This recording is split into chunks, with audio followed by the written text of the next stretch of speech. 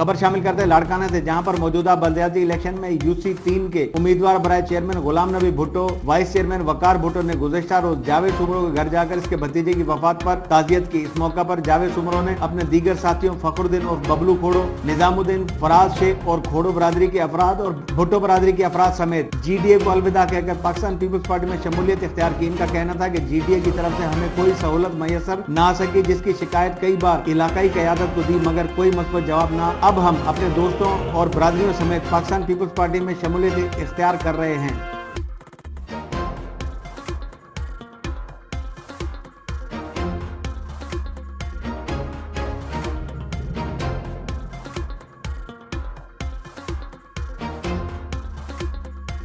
मजीद खबरों और अपडेट्स के लिए देखते रहिए हमारा YouTube चैनल HRJDO न्यूज।